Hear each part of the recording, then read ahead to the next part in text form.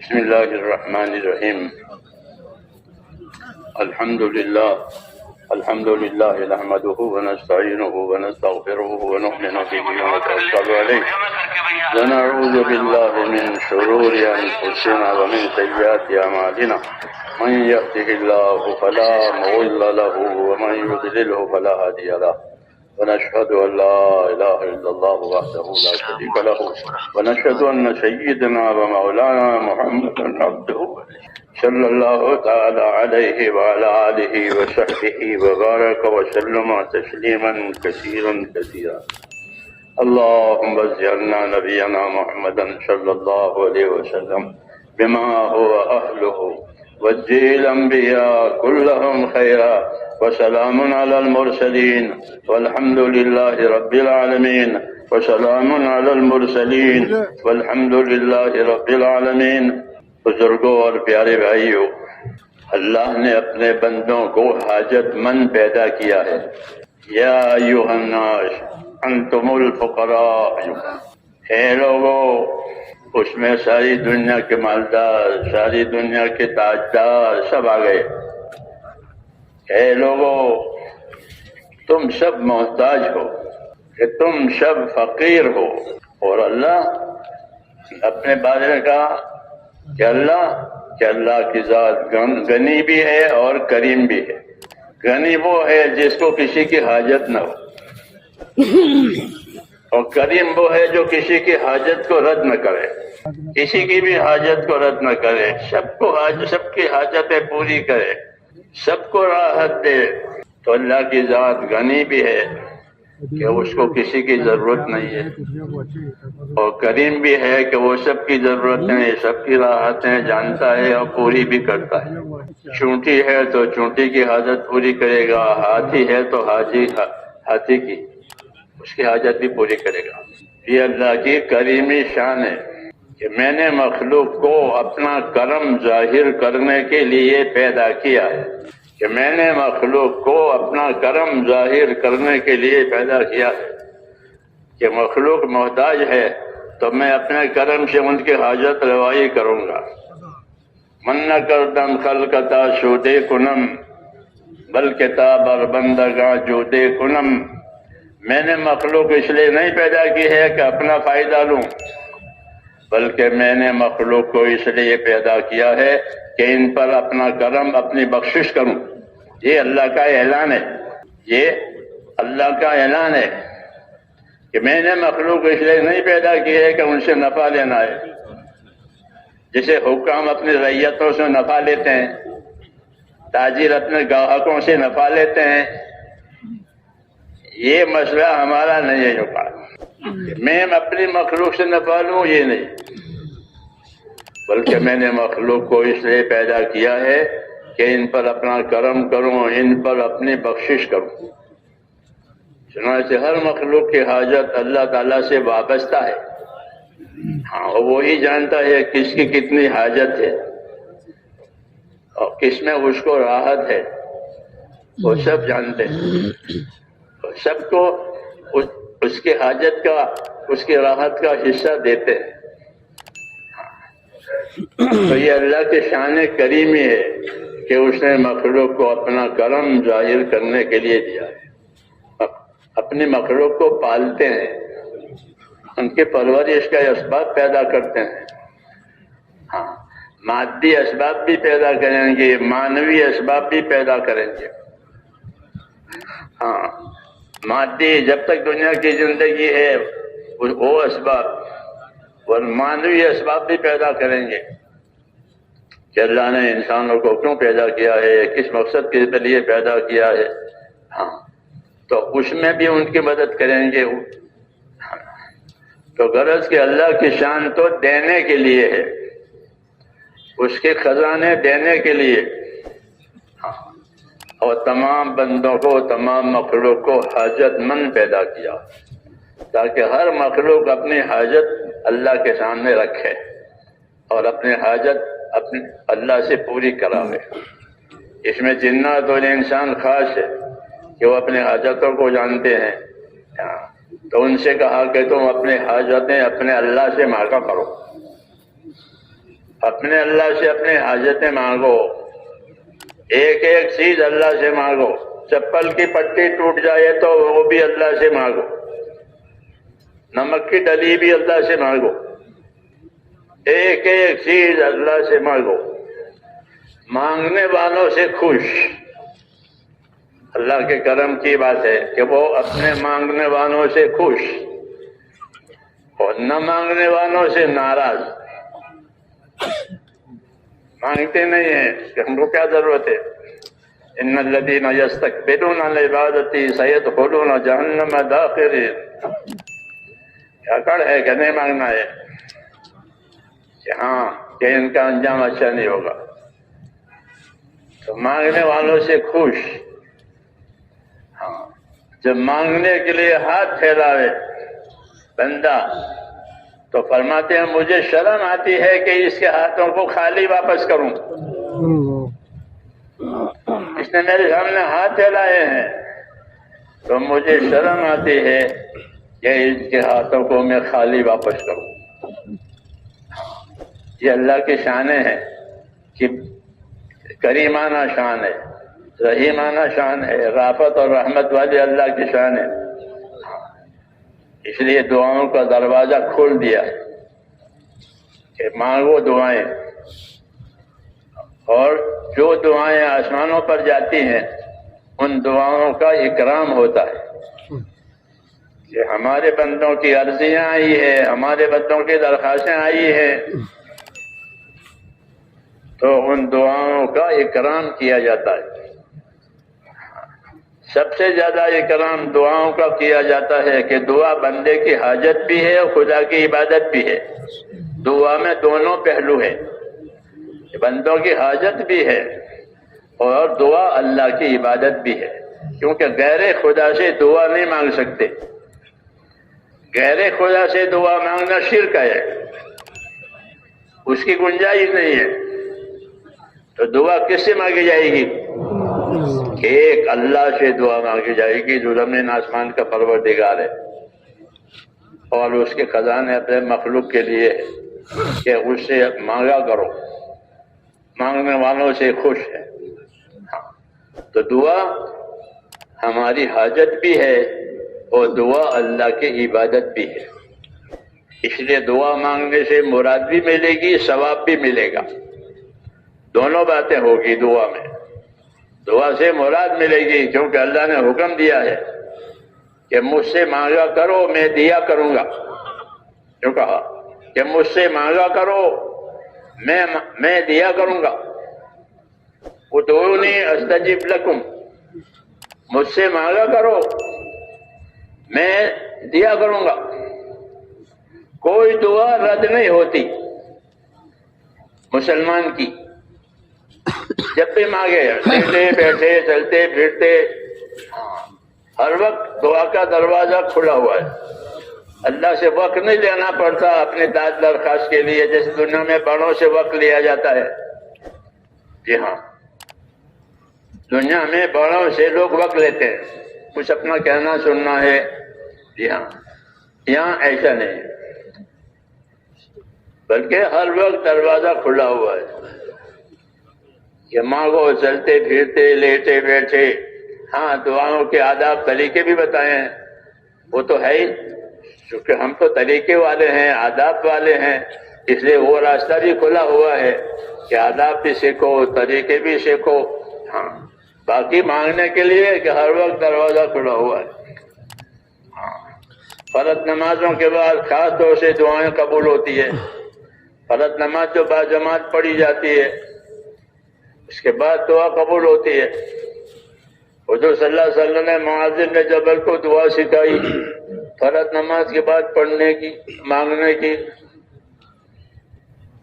رب اعنی علی ذکرک و شکرک و حسن عبادتک، یہ دعا ہر نمازی کو یاد ہونی چاہیے۔ ہاں، کہ آپ نے ان سے کہا مجھے تم سے محبت ہے اے معاذ۔ معاذ نے کہا یا رسول اللہ مجھے بھی آپ سے محبت ہے۔ محبت کی فضاؤں میں بات بتائی جاتی ہے تو ان کو یہ دعا بتائیے، رب اعنی علی ذکرک و شکرک و حسن عبادتک. یہ دعا ہر نمازی کو یاد ہونی چاہیے اور یہ اپنے نمازوں کے بعد اللہ سے یہ دعا مانگا کرے. جی ہاں، تو میں نے کہا اللہ نے دعا کا دروازہ کھول رکھا ہے اور حکم دے رکھا ہے کہ مجھ سے مانگا کرو، میں قبول کیا کروں گا. ہاں، یہ کہا کہ تم دعا مانگو، ادعونی استجب لکم، اس سے دعا مانگا کرو، میں قبول کیا کروں گا. تو قبول کرنے کا وعدہ کیا ہے. یوں نہیں کہا کہ دے دوں گا، ایسا نہیں کہا، میں قبول کروں گا کہ تمہاری دعا پسند ہے، قبول ہے. تاکہ دینا کہ دینے میں وہ تمہاری مصلحت کو دیکھے گا کہ یہ چیز بندے کو اس وقت دینی ہے کہ نہیں دینی ہے. جیسے بہت سے بچے مانگتے ہیں ماں باپ کے پاس تو بعد مرتبہ دیتے ہیں، بعد مرتبہ نہیں دیتے. ہاں، کہ ان کی مصلحت نہیں ہے کہ ان کو اس وقت دیا جائے. ایسے اللہ تعالیٰ تو ماں باپ سے زیادہ مہربان ہے، تو وہ ہماری مصلحت کو بھی دیکھتا ہے. اس لیے بعد مرتبہ دعا کی قبولیت میں تاخیر ہوتی ہے. جی ہاں، تاخیر ہوتی ہے اور بڑی تاخیر ہوتی ہے. ہاں، کتابوں میں پڑھو گے بڑی تاخیر. تو تاخیر کی وجہ سے کوئی نا امید نہ بنے اور دعا سے غافل بھی نہ بنے. کبھی کوئی چیز تاخیر سے دینی ہے، کبھی کوئی چیز جلدی دینی ہے، کہ یہ حکمت مصلحت تو اللہ ہی جانتا ہے. لیکن اپنی دعاؤں کا مانگنا کوئی نہ چھوڑے. دعا وہاں جمع ہوتی ہے. ہاں، دعا جمع ہوتی ہے، اس کو رکھا جاتا ہے جمع. اگر فوری دینے کی ضرورت ہے تو فوری دے دیتے ہیں، نہیں تو اسے جمع رکھتے ہیں، پھر اپنے وقت پر دیتے ہیں. اس لیے کہ دعا مقبول بھی ہوتی ہے، محفوظ بھی ہوتی ہے. دعا مقبول بھی ہوتی ہے، مراد دے دیتے ہیں، اور مراد نہیں دیتے تو اس کو محفوظ رکھتے ہیں کہ جب موقع آئے گا دینے کا تب دیں گے. اس لیے ہماری دعائیں محفوظ ہوتی ہے اور ردی میں نہیں ڈالی جاتی، بلکہ اس کو حفاظت سے رکھا جاتا ہے. دعاؤں کا اکرام کیا جاتا ہے حدیثوں میں. اس لیے آدمی دعاؤں کا ذخیرہ بناوے. حضور صلی اللہ علیہ وسلم نے ہم کو بہت دعائیں سکھائی ہے اور دعاؤں کا بڑا ذخیرہ ہمارے لیے چھوڑا ہے. نبی ہوتا ہے اپنی دعاؤں میں بھی نبی، نبی اپنی دعوت میں بھی نبی. نبی اپنی دعوت میں بھی نبی ہے کہ بندوں کو اللہ کی طرف لاتا ہے، دیندار بناتا ہے. اس میں بھی وہ نبی ہے دعوت میں، اور دعا میں بھی نبی ہے کہ بندوں کو اللہ کی طرف لا کر اللہ سے کیا دلانا ہے، اللہ سے کیا دلانا ہے، وہ بھی ہم کو سکھایا کہ میں تم کو اللہ کی طرف بلاتا ہوں دلانے کے لیے. اب تم کو یہ سکھاتا ہوں کہ جب تم اللہ والے بن جاؤ تو یہ مانگا کرو. تو ہم کو اللہ والا بھی بناوے اور اللہ سے پھر بھی دلاوے. نبی دائی ہوتا ہے اپنی دعوت میں بھی، اپنی دعا میں بھی، اور باپ کی طرح ہوتا ہے. نبی باپ کی طرح، انا لکم مثل الوالد فرماتے میں تمہارے اس لیے ایسا ہوں جیسے تمہارے والد ہوتے ہیں. ہاں، انا لکم مثل الوالد، میں تمہارے والد کی طرح سے ہوں. تو باپ اپنی شفقتوں کی وجہ سے کوئی کسر نہیں چھوڑتا اپنی اولاد کے لیے. ہاں، یہ بھی دینا ہے، یہ بھی دینا ہے، یہ بھی کرنا ہے. ہاں، ان کو شفقت ہوتی ہے. حضور صلی اللہ علیہ وسلم تو شفقت سے بھی آگے ہے. ہاں، آپ کو تو اللہ نے رحمت بنایا ہے، رحمت بنایا ہے. اور سب کے لیے رحمت بنایا ہے. وَبِالْمُؤْمِنِينَ رَءُوفٌ الرَّحِيمٌ، اور مومن کے لیے خاص طور سے کہ مومنوں کے واسطے ہمارا نبی بہت مہربان ہے، بڑا رحم کرنے والا ہے ایمان والوں کے لیے. ہاں، کہ دنیا میں بھی ان کی رحمتوں کے اثرات پہنچیں گے اور آخرت میں آپ کی رحمتوں کے اثرات پہنچیں گے ایمان والوں کو خاص طور سے۔ تو ہم پر رسول صلی اللہ علیہ وسلم کے بڑے احسانات ہیں۔ تو ہم کو آپ نے دعائیں سکھائی ہے، دعوت دے کر عبادت سکھائی اور عبادت کے بعد مانگنا سکھایا۔ اس سے میرے بھائیو اللہ کی عبادت بھی کرنی ہے، یعنی بندہ بن کر زندگی گزارنا۔ عبادت کا خلاصہ یہ ہوتا ہے کہ ہم کو عبادت کے لیے پیدا کیا ہے، یعنی بندہ بن کر زندگی گزارنے کے لیے پیدا کیا ہے، کہ بندہ بن کر زندگی گزارو، بڑا بن کر زندگی نہ کرو۔ بڑا تو اللہ ہی ہے، کوئی بڑا نہیں ہے، اللہ بڑا ہے، اپنی ہر شان صفات میں وہ بڑا ہے، اور ہم اس کے بندے ہیں، ہم اس کے غلام ہیں، ہم اس کے محتاج ہیں۔ جی ہاں، اور انہوں نے ہماری ہر حاجت کو پورا کرنا اپنے ذمے لیا ہے، اور بتایا کہ میرے سارے خزانے تمہارے لیے ہیں۔ ہاں، میرے سارے خزانے تمہارے لیے ہیں۔ ہاں، بہت سے خزانوں کھول دیے ہیں دنیا میں، اس کا نفع آ رہا ہے، اور بہت سی چیزیں اللہ نے، بہت سی نعمتیں ابھی بند کر کے رکھی ہیں کہ وہ ایمان کی برکت سے آخرت میں دیں گے 100%۔ ابھی تو 1% ظاہر ہوئی ہے اور ابھی باقی ہیں، جب آخرت میں جائیں گے تو ان کے ایمان کی برکت سے 100% نعمتیں ان کو دیے جائیں گی۔ یہ بشارتیں ہیں، اس لیے اللہ کی طرف توجہ کرنی ہے، اللہ کی طرف توجہ کرنی ہے، اپنے آپ کو بندہ بنا کر چلانا ہے، اور پھر اللہ تعالیٰ سے مانگتے رہنا ہے کہ اللہ سے مانگا کرو۔ دعا عبادت بھی ہے اور دعا حاجت بھی ہے۔ ہاں، اللہ سے آخرت بھی مانگو، اللہ سے دنیا بھی مانگو، اللہ سے اچانک کی خیر مانگو۔ حدیث شریف میں ہے کہ اللہ سے اچانک کی خیر مانگو، کہ مجھے اچانک خیر دے دے، تو آدمی کتنا خوش ہو جائے گا کہ اچانک کی خیر آ گئی۔ ہاں، کہ اللہ سے اچانک کی خیر مانگو، اور اللہ سے اچانک کے شر سے بچنے کی دعا مانگو کہ میرے اوپر کوئی شر، کوئی بلا اچانک نہ آوے، لیکن خیر میرے اوپر اچانک آوے۔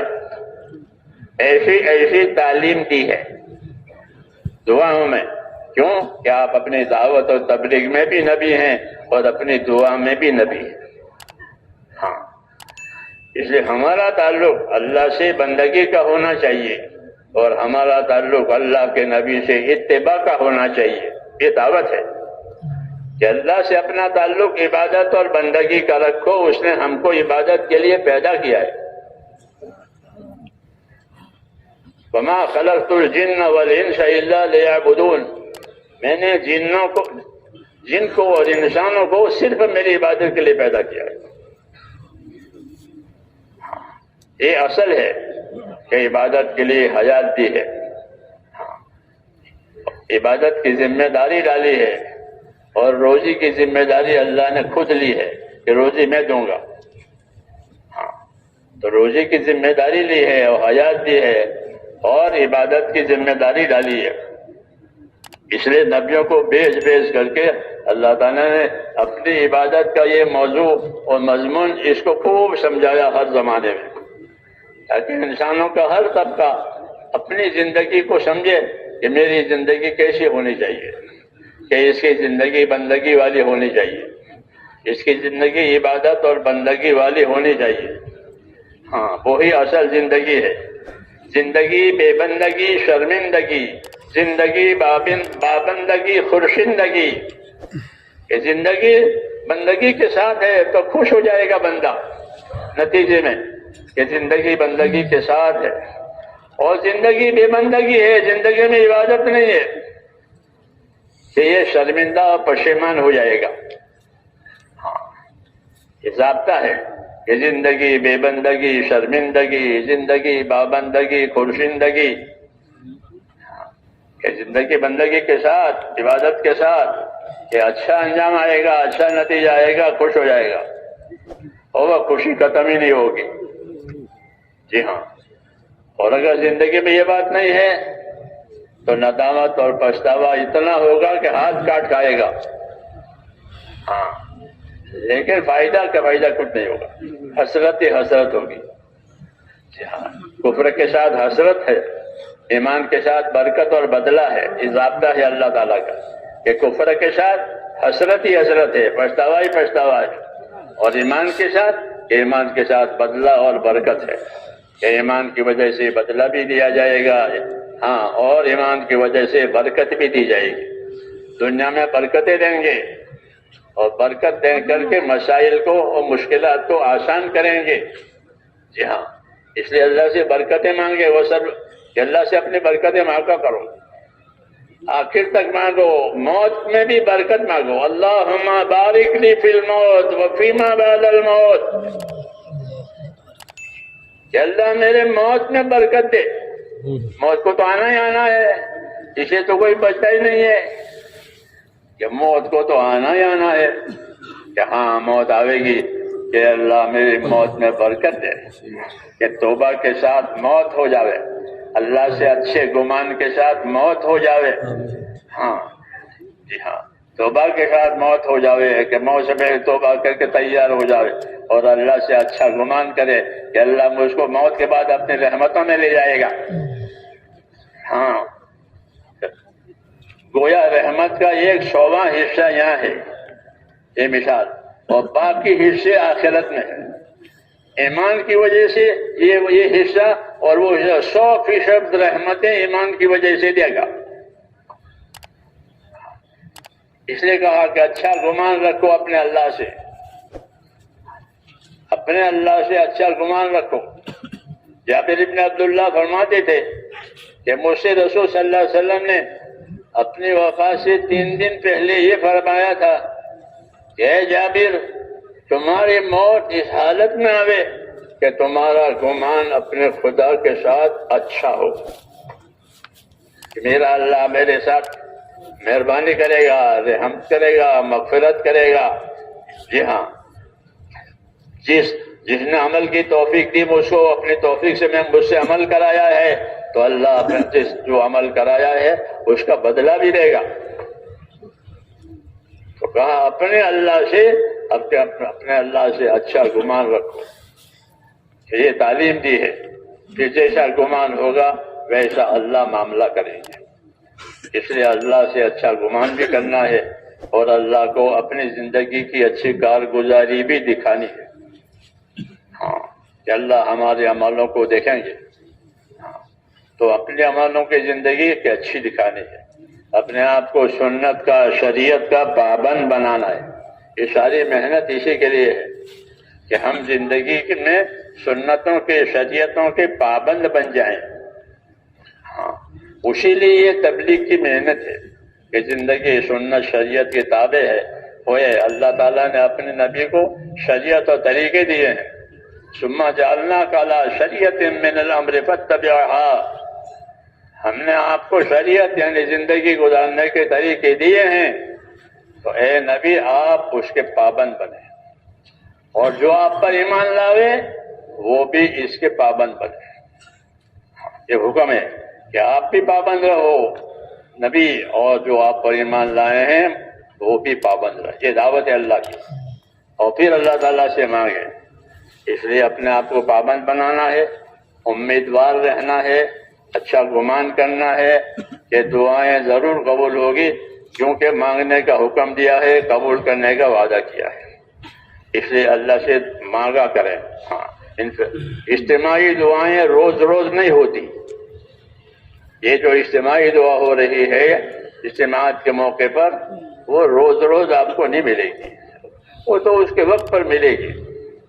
اجتماعی دعائیں جو ہے وہ انفرادی دعائیں مانگنے کی تعلیم کے لیے ہے. اجتماعی دعاؤں میں دعا مانگی جاتی ہے، یہ آپ کو تعلیم دی جا رہی ہے کہ ایسے جب مجمع نہ ہو تو ابھی اپنی ذاتی ضرورتوں کے لیے، اپنی حاجتوں کے لیے، اپنی دنیا آخرت کے لیے مانگا کرو. مجمع تو روز روز نہیں ملتا. ہاں، مجمع سے لے لو یہ سبق. ہاں، کہ جب پورا مجمع مانگ رہا ہے تو میں بھی اکیلا مانگوں، کہ اکیلے بھی مانگو، تنہائیوں میں مانگو، فرض نمازوں کے بعد مانگو، مقبول گھڑیوں میں مانگو. مقبول گھڑیوں کو جانا کرو کہ کون سی گھڑی مقبول ہے، ہاں، تاکہ دعا کی قبولیت جلدی ہو جائے۔ پچھلی رات کو دعائیں قبول ہوتی ہے، ہاں، آدھی رات گزرنے کے بعد جو باقی آدھی رات آتی ہے، ہاں، اس وقت اعلان ہوتا ہے کہ ہے کوئی مانگنے والا، ہے کوئی ضرورت والا، ہے کوئی روزی چاہنے والا، تاکہ میں اس کی حاجت پوری کروں۔ ہاں، اللہ کی طرف سے اعلان ہوتا ہے پچھلی رات کو۔ ہاں، جو نیک بندے ہوتے ہیں وہ اٹھ جاتے ہیں، ہاں، کہ ہے کوئی کہ جی ہم ہیں مانگنے والے، حاجت والے، ہاں، تو پھر اللہ ان کی حاجت پوری کرتے ہیں۔ اس لیے حضور نے فرمایا ہم سے کہ پچھلی رات کو جاگا کرو، وہ دینے کا وقت ہے، وہ مانگنے کا وقت ہے۔ علیکم بقیام اللیل، اپنا رات کا، پچھلی رات کا اٹھنا ضروری سمجھو، ضروری کیا نہیں ہے، لیکن ہدایت ہے کہ اس کو تم گویا اپنے لیے ضروری سمجھو، جیسے دوا کو ضروری سمجھتے ہو، اپنے صحت کے لیے، اپنی مرادیں پانے کے لیے ان گھڑیوں میں دعا کو بھی ضروری سمجھو۔ اللہ نے ضروری نہیں کہا، مگر تم اس کو ضروری سمجھو، تمہارے لیے ہے۔ یہ کہا کہ علیکم بقیام اللیل، پچھلی رات کو جاگا کرو، اٹھ کر عبادت کیا کرو اور مانگا کرو۔ کیوں کہ ہر زمانے کے اللہ کے نیک بندے جو گزرے ہیں ان کا یہی طریقہ تھا کہ وہ اپنی خدا سے مانگنے لینے کے لیے پچھلی رات کو اٹھ جایا کرتے تھے۔ تو دعاؤں کے اوقات بھی بتائیے، دعاؤں کی عبادتیں بھی بتائی کہ یہ کلمات مانگنا، ہاں، اور ان کے اوقات میں قبول کرنا۔ اس لیے دعاؤں کو یاد بھی کرنا چاہیے، ہاں، کیونکہ وہ دعائیں اللہ نے اپنے نبی کو سکھائی ہے۔ یہ نبی یہ مانگو، یہ نبی یہ مانگو، نبی یہ مانگو، وہ دعائیں ضرور قبول ہوگی، کیونکہ اللہ نے سکھائی ہے، اللہ نے سکھائی ہے۔ جیسے کوئی افسر یوں کہے کہ تم اس طرح عرضی لکھ کر لانا اور نیچے اپنی دستخط اور تاریخ کر دینا، باقی میں دیکھ لوں گا، کرتے نہیں سر؟ کوئی تعلق ہوتا ہے تو اس کو عرضی کا مضمون سکھاتے ہیں، جی ہاں، کہ اب تم مجھے دے دینا بس۔ تو ایسے ہی اللہ نے اپنے نبی کو یہ ساری عرضیوں کا مضمون سکھایا ہے کہ اس طرح کا مضمون ہے کرنا، پھر میں دیکھ لوں گا تمہاری حاجت پوری کرنے کے لیے کس وقت پوری کرنی ہے، کتنی پوری کرنی ہے، یہ میں دیکھوں گا۔ یہ نظام ہے اللہ تعالیٰ کا، اس لیے دعائیں اللہ کا بڑا انعام ہے۔ اور دعا مانگنے کی جس کو توفیق ہو گئی وہ خوش ہو جاوے، جس کو دعائیں مانگنے کی توفیق ہو وہ خوش رہے کہ میرے اوپر انعام کا دروازہ کھل گیا ہے۔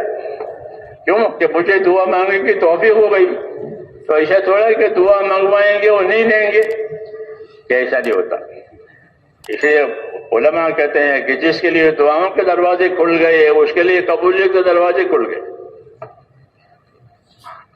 اس لیے ہر امتی کو دعا والا بننا ہے، ہر امتی کو دعوت والا بننا ہے، ہر امتی کو عبادت والا بننا ہے، اور پھر یہ اللہ سے مانگتے رہنا ہے، اور امیدوار رہنا ہے۔ ابشروا وعملوا ما یسرکم، بشارتیں لو، فضائل سنو تاکہ شوق پیدا ہو، اور اللہ سے امیدوار رہو، مانگ مانگ کر کے اللہ ایسے حالات لاوے گا کہ وہ تم خوش ہو جاؤ گے۔ یوں کا کہ اللہ ایسے حالات لاوے گا کہ تم کو اللہ خوش کر دے گا۔ یہ سب باتیں سکھائی گئی ہے، ہاں، تاکہ دعا بھی ہماری حاجت بھی ہے، دعا ہماری عبادت بھی ہے، اس سے ثواب بھی ملتا ہے، مراد بھی ملتی ہے، دونوں چیزیں ملتی ہے۔ اس لیے اپنے آپ کو دعا مانگنے کا عادی بنائیں۔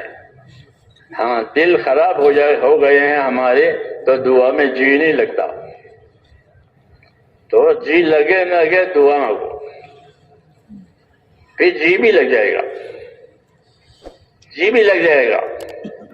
ہاں، مانگا کرے کہ اللہ کے ہاں مانگنے والا کوئی واپس اللہ تعالیٰ اس کو نہیں کرتا نامراد۔ ہاں، اس کو شرم آتی ہے کہ میں اپنے بندے کو نامراد واپس کروں۔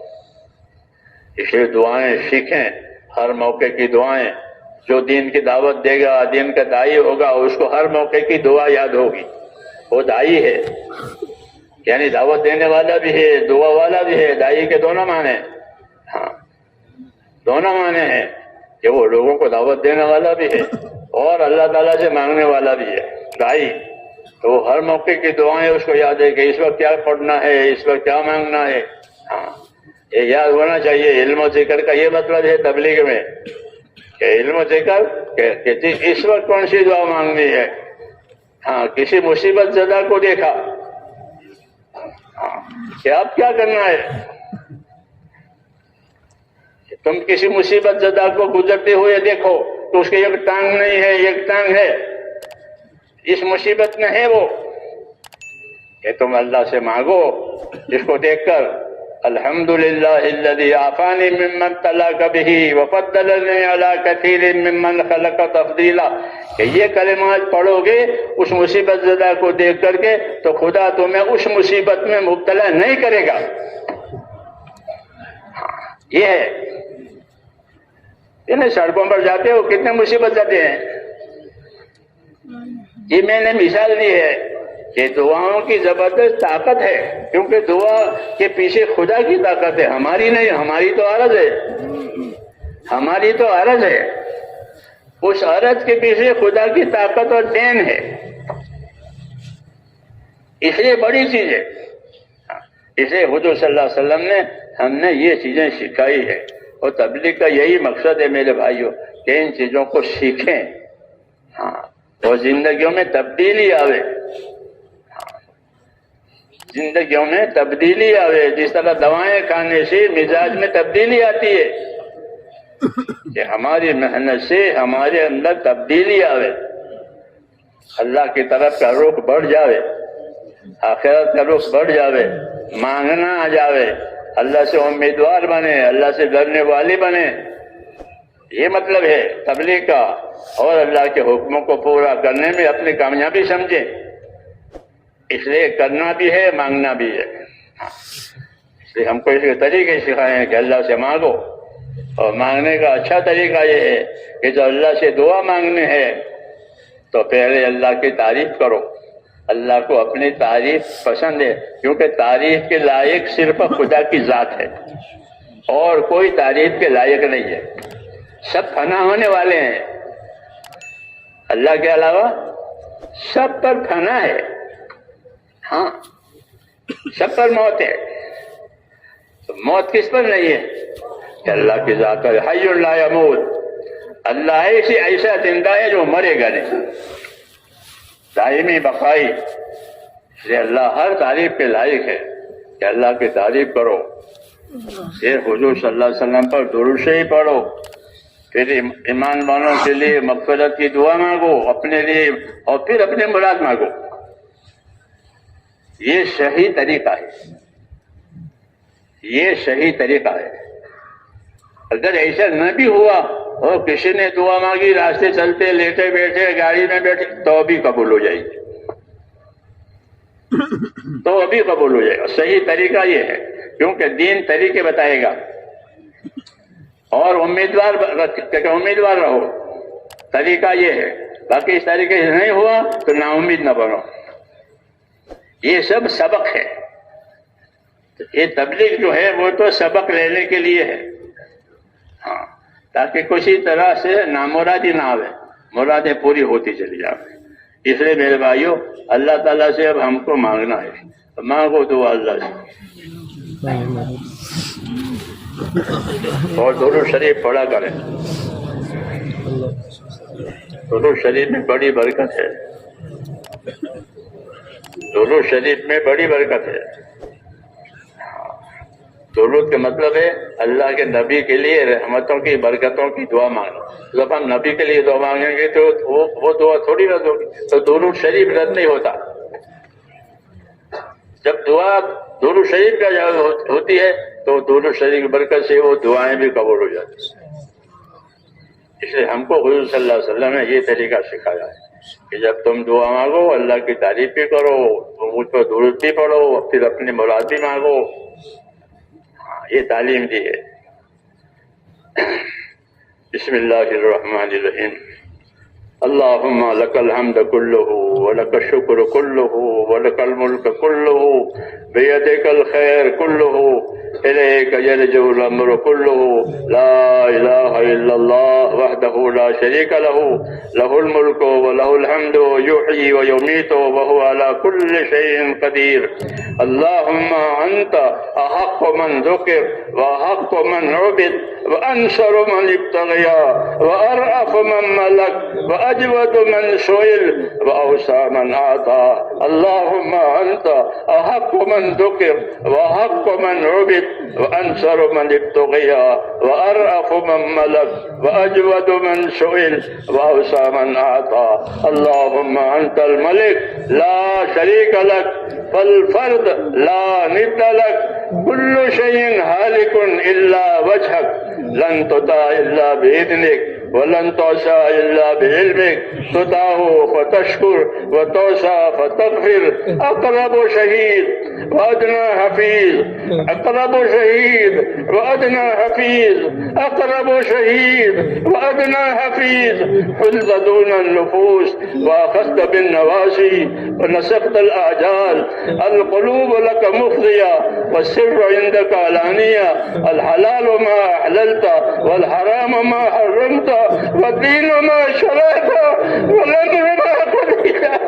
الدين ما شرعت والأمر ما قضيت. الخلق خلقك والعبد عبدك. اللهم الخلق خلقك والعبد عبدك وأنت الله الرؤوف الرحيم. اللهم الخلق خلقك والعبد عبدك وأنت الله الرؤوف الرحيم. اللهم الخلق خلقك والعبد عبدك وأنت الله الرؤوف الرحيم. وأنت الله الرؤوف الرحيم. وأنت الله الرؤوف الرحيم. لا إله إلا أنت سبحانك إني كنت من الظالمين. لا إله إلا أنت سبحانك إني كنت من الظالمين. لا إله إلا أنت سبحانك إني كنت من الظالمين.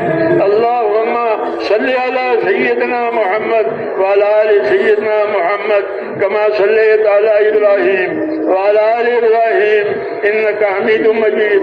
اللهم بارك على سيدنا محمد وعلى آل سيدنا محمد كما باركت على إبراهيم وعلى آل إبراهيم إنك حميد مجيد. اللهم اجعلنا نبينا محمدا صلى الله عليه وسلم بما هو أهله واجزي الأنبياء كلهم خيرا. سلام على المرسلين والحمد لله رب العالمين. ربنا ظلمنا أنفسنا وإن لم تغفر لنا وترحمنا لنكونن من الخاسرين. ربنا ظلمنا أنفسنا وإن لم تغفر لنا وترحمنا لنكونن من الخاسرين. ربنا ظلمنا أنفسنا وإن لم تغفر لنا وترحمنا لنكونن من الخاسرين. ربنا إننا آمنا فاغفر لنا ذنوبنا وقنا عذاب النار. فاغفر لنا ذنوبنا وقنا عذاب النار. فاغفر لنا ذنوبنا وقنا عذاب النار. اللهم اغفر لي. اللهم اغفر لي. اللهم اغفر لي. اللهم اغفر لي ولوالدي. اللهم اغفر لي ولوالدي واغفر يا رب لجميع المؤمنين والمؤمنات والمسلمين والمسلمات الأحياء منهم والأموات والإخواننا الذين سبقونا بالإيمان. ولا تجعل في قلوبنا إلا للذين آمنوا ربنا إنك رؤوف رحيم. اللهم اشرح صدورنا للإسلام.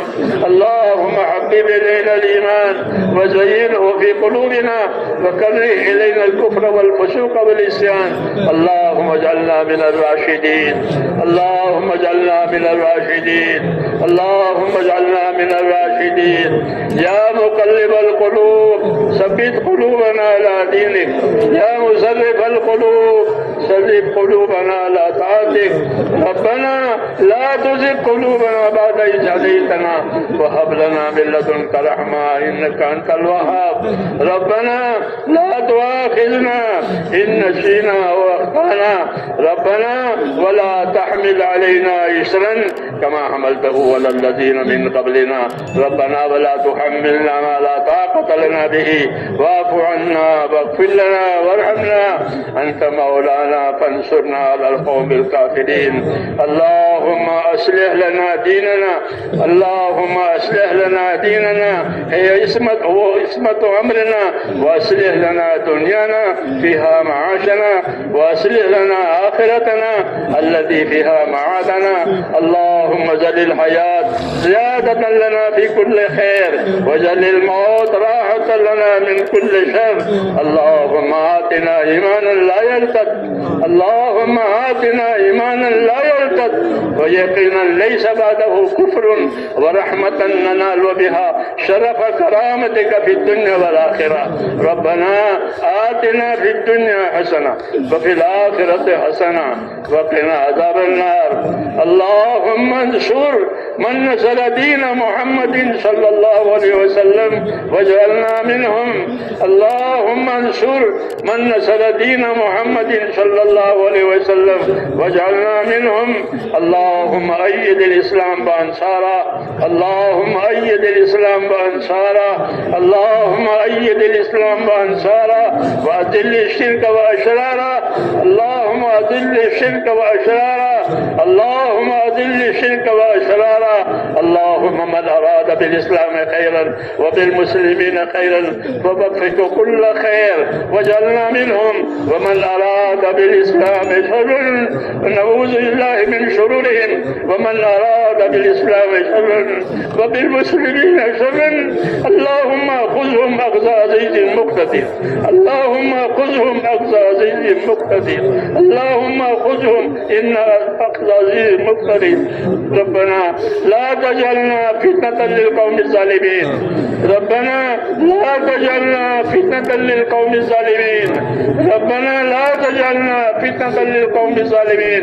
ونجنا برحمتك من القوم الكافرين. ونجنا برحمتك من القوم الكافرين.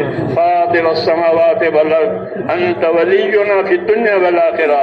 توفنا مسلمين والحقنا بالصالحين غير خزايا ولا ندما ولا مفتونين.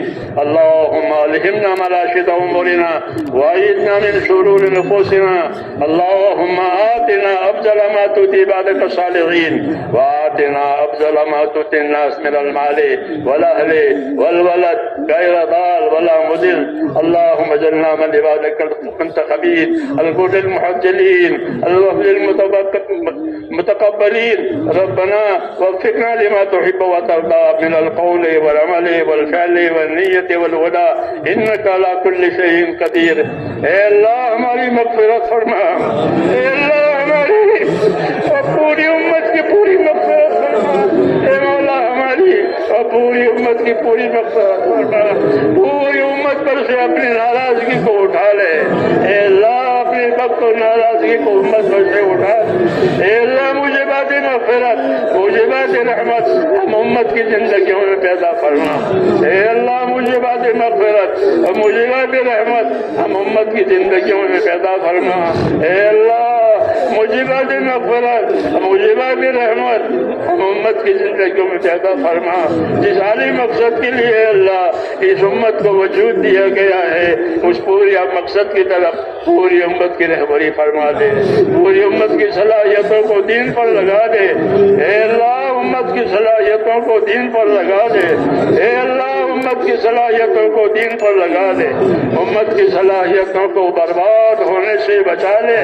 اے اللہ امت کی صلاحیتوں کو برباد ہونے سے بچا لے، امت کے مالوں کی، امت کے جانوں کی، امت کے دین ایمان کی، امت کی ہر چیز کی اے اللہ پوری پوری حفاظت فرما، امت کو اپنی حفاظت میں لے لے، امت کو اپنی پناہ میں لے لے، ہم کو ہمارے دین کو اے اللہ اپنی مددوں میں لے لے، ہماری مدد فرما، ہمارے دین کی مدد فرما، ہماری مدد فرما، ہمارے دین کی مدد فرما اے اللہ پورے عالم میں حق کو اور ہدایت کو عام فرما دے، جتنی رکاوٹیں ہیں، جتنی غلط فہمیاں ہیں، جتنی فتنے ہیں اے اللہ اس سے پاک فرما دے، ہر قسم کے فتنوں سے، غلط فہمیوں سے، رکاوٹوں سے نجات دے، اور جو طریقہ اور جو چیز پسند ہے ہمیں اپنے رضا والے کاموں پر موت تک اخلاص اور استقامت کے ساتھ اے اللہ ہم میں سے ایک ایک کو قائم فرما، مرنے کا وقت آوے تو ہم میں سے ایک ایک کو کمال ایمان کے ساتھ اے اللہ موت نصیب فرما، توفنا مسلمین والحقنا بالصالحین غیر خزایا ولا ندامہ ولا مفتنین، اے اللہ ہمارے پریشانوں کی پریشانیاں دور فرما، اے اللہ امت کی پریشانیوں کو اٹھا لے، اے اللہ امت کے اندر سے اسبابی پریشانیاں اٹھا لے، امت کی پریشانیوں کو اے مولا دور فرما دے، امت کی مشکلات کو آسان فرما دے، امت مشکلات میں ہے، امت پریشانیوں میں ہے، اس لیے امت کی مغفرت بھی فرما اور امت کو پریشانیوں میں سے نکال لے، اے اللہ مشکلات میں سے امت کو نکال لے، بیماریوں میں سے، ہر قسم کی دشواریوں میں سے عافیت نصیب فرما کر اس عافیت کو تیری طاعت پر لے جا، ہم کو اپنی طاعت اور عبادت کی توفیق سے مالا مال فرما، اے اللہ ہم کو اپنی اطاعت کی توفیق عطا فرما، اپنی عبادت کی توفیق عطا فرما، ہماری صلاحیتوں کو اے مولا دین پر لگا لے، برباد ہونے سے بچا لے، ہماری بیماروں کو شفا عطا فرما،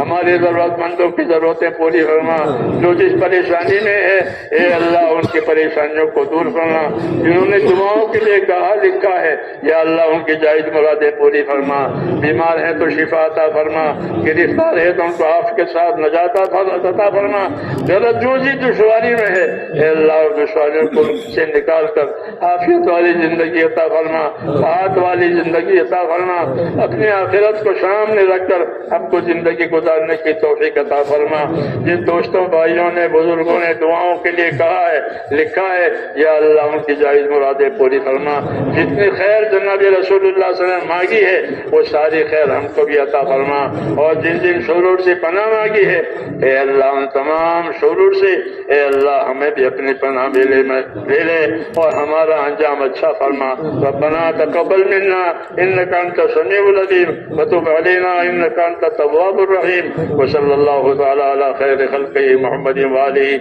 وصحبه اجمعين برحمتك.